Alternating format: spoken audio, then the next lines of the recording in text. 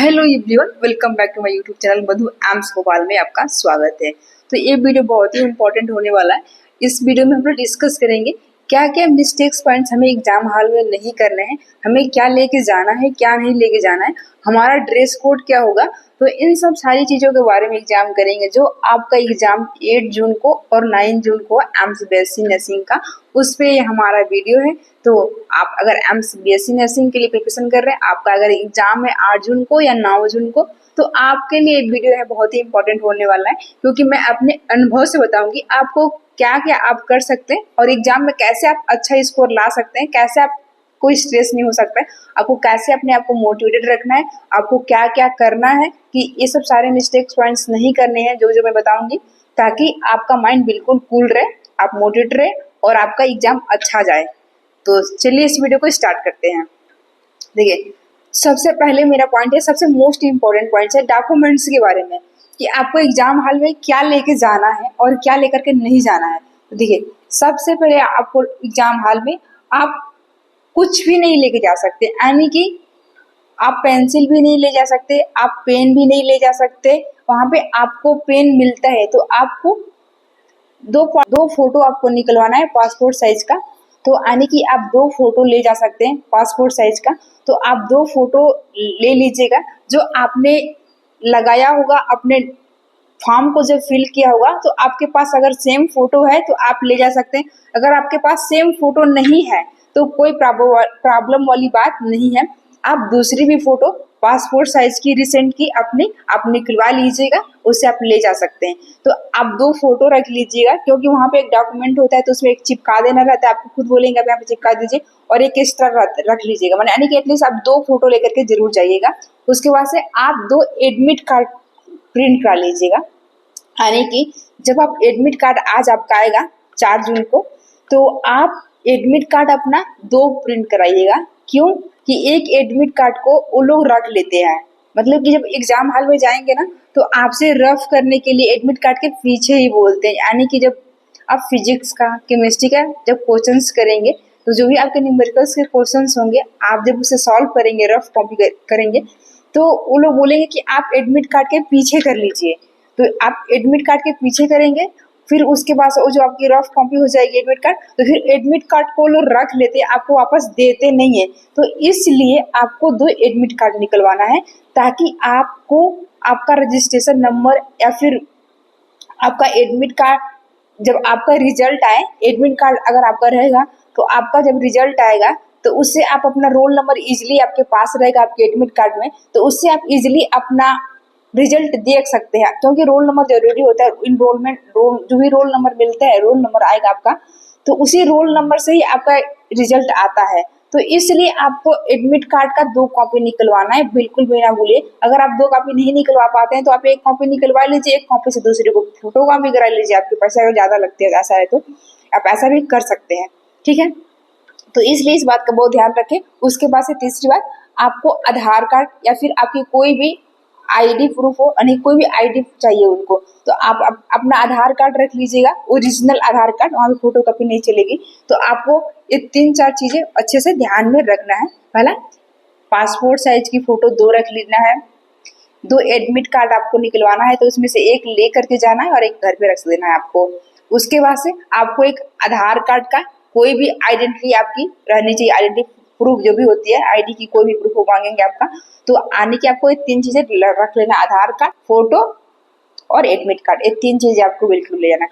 और इसके अलावा आप कोई भी चीज नहीं लेके जा सकते, आप पानी की बोतल भी नहीं लेके जा सकते अंदर, क्योंकि वहाँ पे ऑलरेडी पानी अंदर मिलता है। तो आप कोई भी बिस्लरी का बोतल हो गया, ट्रांसपेरेंट हो गया, वो अलाउ नहीं करते हैं ले जाना अंदर, क्योंकि वो ऑलरेडी आपको पानी की बोतल देते हैं वहाँ पे।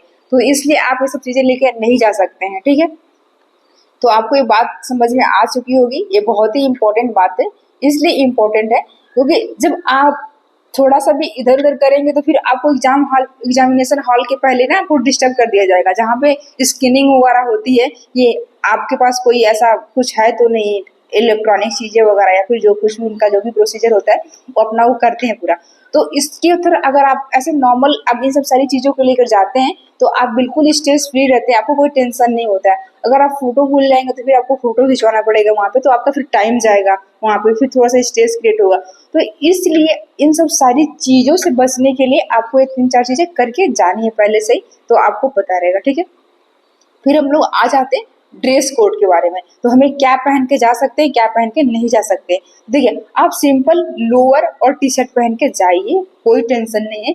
और आप स्लीपर पहन के जाइए नॉर्मली, क्योंकि आपका एग्जाम है, वैसे भी तो आप पार्टी में जा नहीं रहे हैं। तो आप जूते अवॉइड करिए, क्योंकि अगर आप जूते हैवी पहनते हैं तो फिर आपको बाहर निकलवाते, आप मोजे नहीं पहन के जा सकते। तो ऐसा कुछ है, तो इसलिए आपको बिल्कुल एकदम सिंपल कूल होके जाना है, एकदम कि आपको एग्जाम है ऐसा सोच के, ऐसा कुछ भी नहीं करना है ज्यादा। तो आप नॉर्मल लोअर टी शर्ट पहन के जाइए, ठीक है, कोई प्रॉब्लम नहीं होगा आपको। और ज्यादा जो भी आप टी शर्ट पहने या लोअर्स पहने तो आपके उसमें ज्यादा बटन्स वाले नहीं होने चाहिए। अगर ज्यादा बड़े बटन्स होंगे, अगर उसमें मेटल्स लगे होंगे तो फिर वो स्कैनिंग में आएगा तो फिर आपको प्रॉब्लम क्रिएट करेगा। तो इसलिए बिल्कुल सिंपल होना चाहिए, उसमें कोई मेटल नहीं होना चाहिए, ठीक है। और जो भी आपने ऑर्नामेंटल्स पहन रखा है, नोज रिंग, ईयर रिंग्स या फिर कड़ा, या फिर आपने हाथ में कोई धागा बांध रखा है, तो ये सब कोई भी चीज अलाउ नहीं है वहां पे। तो ये सब सारी चीजें आप घर से ही रिमूव करके जाइएगा, बिल्कुल सिंपल। आप ऐसा कोई भी चीज पहन के ना जाइएगा, क्योंकि वहां पर आपको रिमूव कर दिया जाएगा, रिमूव निकालने को बोला जाएगा आपके। हो सकता है आपके पेरेंट्स आपके पास ना हो तो फिर आप उसे रखेंगे कहाँ, ये भी एक प्रॉब्लम वाली बात हो जाती है। आप बाल में हेयर पिन नहीं लगा के जा सकते, बिल्कुल सिंपल जाना है। आप एक हल्का सा पतला सा रबड़ लगा करके जाइए। अगर उनको उसमें भी प्रॉब्लम होता है तो फिर वो अपना खुद का रबड़ देते हैं वहां पे। तो एग्जाम बिल्कुल स्ट्रिक्ट होता है, मतलब कि जो भी प्रोसीजर है आप उसमें नहीं कर सकते। आपके वहां पे थंब इम्प्रेशन भी लिया जाता है। तो आपकी स्कैनिंग 2 से 3 जगह पे होती है एग्जाम हॉल में घुसने से पहले आपका। तो आप जब इन सब सारी चीजों को अच्छे से करके जाएंगे तो आपको कोई कुछ बोलेगा नहीं, तो आपको स्ट्रेस या फिर आपको बुरा भी नहीं लगेगा, आप फ्री माइंड से रहेंगे। तो मतलब इसलिए मैं बता रही हूँ। और आप बेल्ट भी नहीं लगा सकते ड्रेस कोड जो आते घर में, तो आपको बेल्ट बिल्कुल अलाउ नहीं होगा मिडिल का, तो आप बेल्ट ना लगा करके जाइएगा उस दिन, इसलिए मैं बता रही हूँ। इसलिए अपने हिसाब से कंफर्ट ड्रेस पहन के जाइएगा, जो आपके हिसाब से बिल्कुल कंफर्ट हो आपके लिए। तो ड्रेस कोड में आपको इन सब सारी चीजों का ध्यान रखना है। आप, मैं समझ रही हूँ कि आप अच्छे से समझ रहे होंगे। ड्रेस कोड में क्या करना है, सिंपल लोअर टी शर्ट पहनना है, आपको सिंपल स्लीपर पहन लीजिएगा। आपने जो भी ऑर्नामेंटल्स पहन रखे होंगे, गहने गुड़िए, उसे रिमूव कर देना, आपको नहीं अलाउ। इनफैक्ट आप धागा भी, कोई रक्षा भी नहीं बांध सकते, वहाँ आपको कट कर दिया जाएगा। इससे अच्छा है कि आप पहले रिमूव कर लीजिएगा।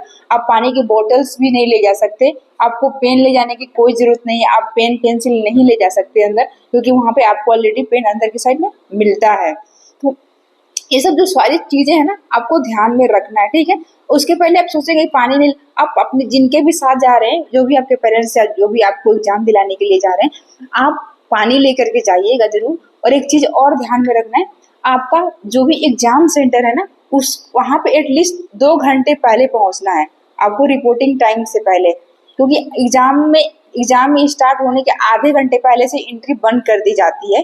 तो अगर आप लेट हो जाएंगे तो फिर आपको अंदर वो जाने नहीं देंगे। तो इससे आपका बहुत बड़ा नुकसान होगा कि आप पूरी कोशिश की, सब कुछ किया, और आप फिर लास्ट में एग्जाम नहीं दे पा रहे, तो ये बहुत बड़ी दुख होगा। फिर आपको एग्जाम से आप ऐसे बाहर हो जाएंगे। तो इस तरह की गलतियां नहीं करनी है, समझ रहे हो ना, मैं इसलिए बता रही हूँ आप लोग को। तो एग्जाम पहले आपका जहाँ भी सेंटर होगा, आप वहाँ पे एक दिन पहले पहुंच जाइए, कैसे भी अपना अरेंजमेंट करना हो तो कर लीजिए वहाँ पे, ठीक है ना।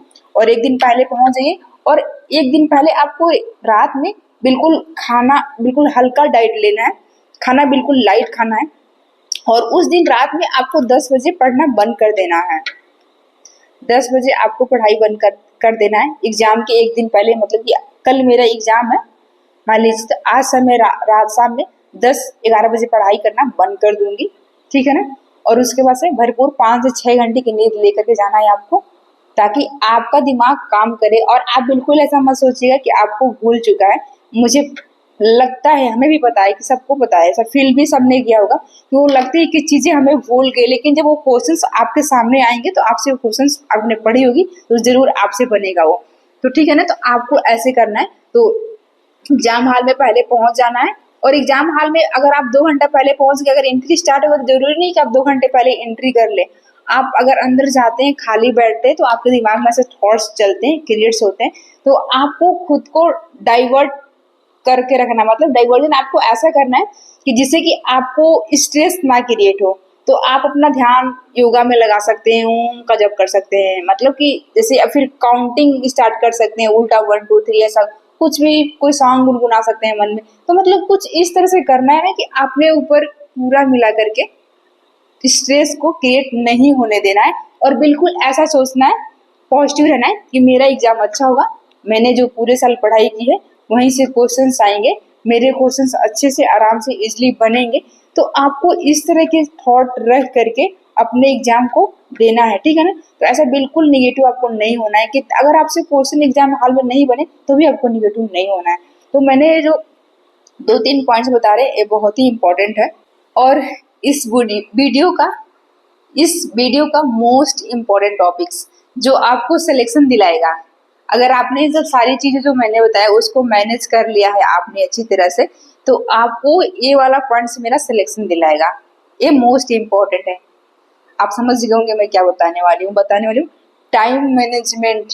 क्योंकि ये टाइम मैनेजमेंट एग्जाम हॉल में जितने हावर्स का भी आपका पेपर है वो मैनेज करना बहुत बड़ी बात होती है।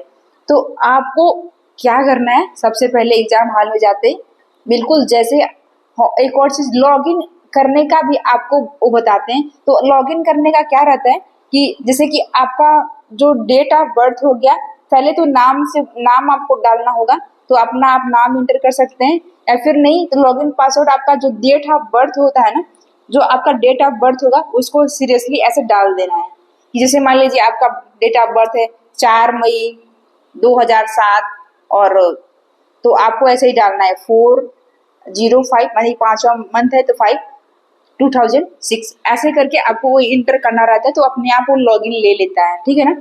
अगर आपको एग्जाम हॉल में कोई भी डाउट होगा, कोई भी परेशानी हो, जैसे कि मान लीजिए आपका माउस काम नहीं कर रहा है, कोई चीज आपको प्रॉब्लम फील हो रही, तो वहाँ पे प्रेजेंट रहते हैं लोग सपोर्ट करने के लिए वहाँ पे।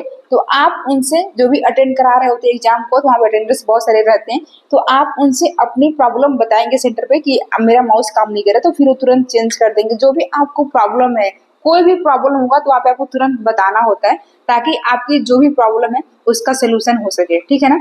तो आपको ऐसा डरना नहीं है, आपको अपनी प्रॉब्लम बताना है, जो भी होगा वहाँ पे तो फिर उसके हिसाब से वो लोग सही कर देते हैं आपकी प्रॉब्लम को, जितना वो सही कर सकते हैं तो ऐसा वो करेंगे। तो आपको इन्फॉर्म कर देना है अगर आपके साथ ऐसा हो रहा है, आपका मान लीजिए कि आप लॉग इन कर रहे हैं, लॉग इन नहीं हो रहा है, तो फिर अगर आपको जो भी चीजें नहीं आती हैं तो आप उनसे पूछ सकते हैं अगर कोई भी प्रॉब्लम आपको हो रहा है करने में, एग्जाम को अटेम्प्ट करने। क्योंकि ये पेपर ऑनलाइन होगा तो बहुत सारे बच्चे होंगे जिनके लिए ये नई बात होगी, उन्होंने कभी एग्जाम नहीं दिया होगा ऑनलाइन, तो इसलिए मैं बता रही हूँ। तो आपको बिल्कुल डरना नहीं है, बहुत ही सिंपल रहता है। कॉर्नर में एक ऐसे बॉक्स जैसे बन करके आएगा, वहाँ पे सारे क्वेश्चंस शो करते हैं आपके, क्वेश्चंस यानी कि क्वेश्चन नहीं, क्वेश्चन का नंबर शो करेगा 1 2 3, बायोलॉजी में 1 2 3, फिजिक्स में 1 2 3, ऐसे करके पूरा 30 क्वेश्चन जो होते हैं, केमिस्ट्री में 1 2 3, ऐसे करके पूरा 30 क्वेश्चन वहाँ पे शो करेंगे। ऐसे मतलब कि आपको बायोलॉजी में क्लिक करना होगा तो आप बायोलॉजी के सारे क्वेश्चन बस नंबर शो करेगा वहाँ पे 1 2 3 4, और वहाँ पे अलग अलग तरह से कलर कोड कर बन के मार्किंग आती है। अगर आपने किसी क्वेश्चन को अटेम्प्ट नहीं किया है, बिल्कुल आपने रीडिंग भी नहीं की है, तो रेड कलर का रहेगा, तो रेड कलर का रहेगा तो आप समझ जाएंगे। फिर अगर आप किसी क्वेश्चन शो कर दिए तो ग्रीन मार्क हो जाता है, मतलब ग्रीन कलर का हो जाएगा वहाँ पे। तो आप जब एग्जाम हॉल में जाएंगे तो इस बात का थोड़ा सा ध्यान दे लेंगे तो आपको चीजें समझ में आएगा। और अगर आपने किसी क्वेश्चन को बस पढ़ा है और छोड़ दिया है तो रिव्यू किया है तो वो भी उसमें दिखाएगा वहाँ पे अलग कोड से, यानी को 3 तरह का कलर वहाँ पे शो करेगा। तो आपको देखना हो कौन से क्वेश्चन को कैसे कलर शो करा। आप हल्का सा एक बार आप जब क्वेश्चंस को करेंगे ना, आपको खुद आइडिया लग जाएगा, इतना घबराने की चीज नहीं है इसमें, बाद में मत घबराइएगा नहीं अगर आपको ये चीज नहीं समझ में आ रही। तो क्योंकि आप जब क्वेश्चन अटेम्प्ट करना शुरू करेंगे, एग्जाम हॉल में जाएंगे, तो आपको खुद वहाँ पे ये चीज पता चल जाएगी। तो 3 तरह का होगा, जो आप क्वेश्चन कर देंगे वो ग्रीन कलर का शो करेगा, जिस क्वेश्चन को आपने बिल्कुल अटेम्प्ट नहीं किया है तो आपको रेड कलर का क्वेश्चन शो करेगा, ठीक है ना। तो और जिस क्वेश्चन को आपने बिल्कुल भी रीड किया है और छोड़ दिया तो उसका कलर कोड अलग आएगा। तो ये 3 तरह का कलर वहाँ पे दिखता है। तो आप माउस से तुरंत आपको 30 नंबर का क्वेश्चन क्लिक करना है। मान लीजिए मैं बायोलॉजी का 13 नंबर वाला क्वेश्चन करना है, तो हम बायोलॉजी वाले सेक्शन पे जाएंगे और 13 पे क्लिक करेंगे माउस से, तो तुरंत 30 नंबर का क्वेश्चन हमारे सामने डिस्प्ले पे वहाँ पे आ जाएगा। तो इससे क्या है कि अगर हमें पता है कि हम तुरंत डायरेक्ट जाके उस पर कर सकते हैं तो हम डायरेक्ट कर लेंगे। तो फिर हम बहुत सारे बच्चों को नहीं पता होता है, तो फिर 1 2 3 ऐसे करके फिर 13 पे जाएंगे तो थोड़ा सा टाइम लगेगा। तो आप डायरेक्ट वहां से क्लिक करके जिस भी क्वेश्चन पे जाना है, आपको जो भी क्वेश्चन करना है तो आप कर सकते हैं। और एक और आप स्मार्ट वर्क कर सकते हैं। देखिए, आप जिस पे रफ करेंगे ना, अगर आपको जैसे कि ये तो बिल्कुल ऊपर की साइड में, ऐसा मान लीजिए ये ऊपर की साइड है, यहाँ पे आप मतलब ये मेरी रफ कॉपी है, मैं इसमें रफ करूंगी, तो मैं क्या करूंगी, अगर मतलब मैंने 5 क्वेश्चन को छोड़ा है बायोलॉजी में, तो आप बायोलॉजी लिख दूंगी, केमिस्ट्री लिख दूंगी या फिजिक्स लिख दूंगी, ठीक है ना। यहाँ पे ऐसे इतना, यहाँ पे मैं रफ नहीं करूंगी। तो बायोलॉजी में अगर आपको भूल जाता है, मतलब मान लीजिए आप उस चीज को नहीं समझ पा रहे, उसके लिए तो बायोलॉजी को मतलब यहाँ पे 1 लिख दूंगी, 2, अगर मैंने सेकेंड क्वेश्चन को छोड़ दिया बायोलॉजी में तो यहाँ पे 2 लिख दूंगी बायोलॉजी का, ठीक है, ताकि मुझे पता चल सके कि मैंने बायोलॉजी का सेकेंड वाला नंबर क्वेश्चन अटेम्प्ट नहीं किया है और मतलब कि मुझे एक करना है, ऐसा माइंड में रहे, ठीक है ना। अब मैं स्ट्रेटजी बताऊंगी अब कि कैसे पेपर को अटेम्प्ट करना है। तो आप ऐसे स्मार्ट वर्क कर सकते हैं, आपका बिल्कुल कोई भी क्वेश्चन नहीं छूटेगा, कभी पता नहीं चल पाता है उसमें, तो आप लोग बिल्कुल ध्यान दोगे, अवेयर हो कि आपको एग्जाम देना है बिल्कुल, ठीक है ना। तो माउस कभी कोई काम नहीं करता है। तो उसके बाद से अब टाइम मैनेजमेंट की बात मैंने स्टार्ट की थी लेकिन पूरा नहीं कर पाए थे। तो टाइम मैनेजमेंट में आपको ये करना है कि सबसे पहले आपको जो इजी क्वेश्चंस होंगे, जो आपसे क्वेश्चंस बनेंगे, आपको उन क्वेश्चंस को अटेम्प्ट करना है। यानी कि बायोलॉजी में मैं इतना श्योर हूँ, आप 30 में से 30 क्वेश्चन आप बना लेंगे इजीली, आराम से एग्जाम में आपसे 30 में से 30 क्वेश्चन बन जाएगा, मैं श्योर हूँ इतना, क्योंकि सारे क्वेश्चन एनसीईआरटी से रहते हैं। 30 के 30 क्वेश्चन बायोलॉजी में, जूलॉजी बॉटनी दोनों हो गया, पूरा एनसीईआरटी से रहता है, एनसीईआरटी से बाहर रहता ही नहीं है। तो 30 क्वेश्चन आपसे वो बन जाएंगे वहाँ पे एग्जाम हॉल में, ठीक है। वो 30 क्वेश्चन आपके बन जाएंगे। फिर उसके बाद से आप 30 क्वेश्चन, अगर आपको बायोलॉजी में 2-4 क्वेश्चन नहीं भी बने ना तो उन्हें छोड़ देना है, क्योंकि हमें पेपर को 3 राउंड में अटेम्प्ट करना है। और वो कैसे आप करेंगे वही चीज मैं बता रही हूँ, ठीक है। फर्स्ट टाइम में जो क्वेश्चन आप बनेंगे, एक बार पढ़ लिया तो बना लेना है। सेम काम है आपको केमिस्ट्री में भी करना है। आपने क्वेश्चन को फर्स्ट टाइम में पढ़ा और आपसे वो क्वेश्चन बन गया केमिस्ट्री का, तो आपको क्वेश्चन बना लेना है, बिल्कुल टाइम वेस्ट वगैरह नहीं करना है जो क्वेश्चन नहीं बनेगा। जो क्वेश्चन एक बार में पढ़ा बन गया तो बना लेना है। अगर कोई क्वेश्चन आपसे नहीं बन रहा है तो वहां पे टाइम अपना वेस्ट नहीं करना है, उसी क्वेश्चन को क्या करना है, छोड़ देना है रिव्यू के लिए, फिर बाद में करेंगे सेकेंड राउंड में। फिर ऐसे ही फिजिक्स में आपको करना है, यानी कि फर्स्ट बार में सारे क्वेश्चंस को कर लेना है जो आपसे बनेगा इजीली एक बार में। उसके बाद से सेकेंड राउंड में जो क्वेश्चन आपने छोड़ा है बायोलॉजी का, फिर आपको उस पर आप थोड़ा सा कुछ समय टाइम देंगे, कुछ सेकेंड्स का, फिर आपसे बन जाए तो अच्छी बात, नहीं बने तो आप छोड़ सकते हैं। ऐसा कुछ भी नहीं है 30 में 30 ही बना सकते हैं, लेकिन पेपर ऐसा रहता है, आप बना सकते हैं, मैं ये बता रही हूँ, ठीक है। फिर यही काम केमिस्ट्री में भी करना है। सेकेंड राउंड में जो क्वेश्चन को छोड़ा था, लगा था बन जाएगा मुझसे, नहीं बन पाया था फर्स्ट बार में, लेकिन लग रहा था बन जाएगा, अंदर से ऐसी फीलिंग आ रही थी, फिर हम उसे ट्राई करेंगे सेकेंड राउंड में। अगर वो क्वेश्चन फिर बन जाता है तो बन जाता है, कोई बात नहीं बनता है तो कोई बात नहीं। फिर ऐसे हम फिजिक्स में भी जाएंगे, जो हमसे क्वेश्चन लगता था बन जाएगा, लेकिन फिर नहीं बन पा रहा था उस टाइम पे, फिर ऐसे करके। और फिर उसके बाद जीके में भी सेम काम यही करेंगे। जीके में भी जो क्वेश्चन हमसे बनेगा वो बना लेंगे, और जो क्वेश्चन लगेगा कि हमें नहीं बनेगा, ज़्यादा टाइम लगेगा, तो फिर हम उसे छोड़ सकते हैं, ठीक है ना।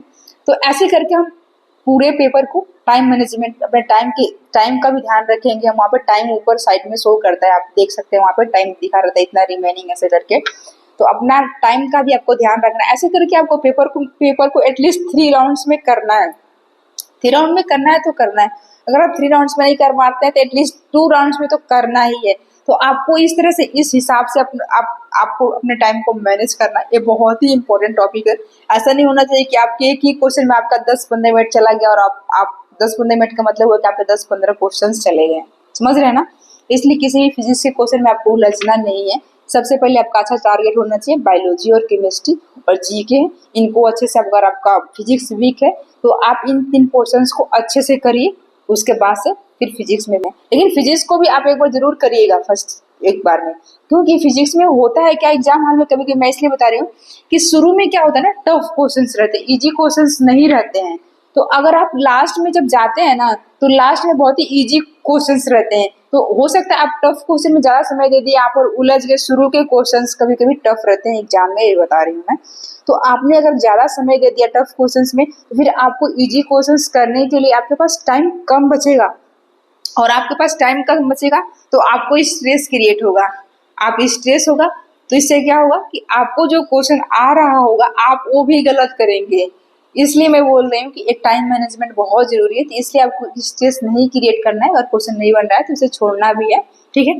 तो इसलिए आपको जो क्वेश्चन इजी होंगे उसको बना लेना है, उलझना नहीं है, क्योंकि उलझेंगे तो फिर आपका टाइम बर्बाद होगा। इस बहुत ही इंपॉर्टेंट बात है, हम बस सुन लेते हैं लेकिन इसे अप्लाई करना बहुत मुश्किल है थोड़ा सा। तो ऐसा ईगो नहीं रखिएगा आप लोग कि मुझसे क्वेश्चन कैसे नहीं बन रहा है, ठीक है ना, इसलिए मैं बता रही हूँ। तो ये बात हो गई आपको टाइम मैनेजमेंट की, तो ऐसा कर लेना है आपको। तो आपको ये सारी बातें समझ में आ चुकी होंगी। तो आपको ये सब सारी बातों का बहुत ध्यान रखना है, ये इम्पोर्टेंट पॉइंट है आपके लिए। इससे आपका फ्यूचर बिल्कुल बन सकता है, बिगड़ भी सकता है अगर आप इतनी स्ट्रेस क्रिएट करते हैं। तो इसलिए इन सब सारी चीज़ों का बहुत ध्यान रखना है। बिल्कुल आपको ऐसे बिल्कुल कूल होकर जाना है, कोई स्ट्रेस नहीं लेना है। मैं पहले ही बता रही हूँ आपको, एक दिन एग्जाम के पहले बहुत अच्छी से नींद लेना है। कल मेरा एग्जाम है तो आज बहुत अच्छी से नींद लेंगे। मैं एक बार और रिमाइंड कर देती हूँ क्या क्या मैंने बोला। देखिए, सबसे पहले वो ना डॉक्यूमेंट्स के बारे में मैंने बात किया।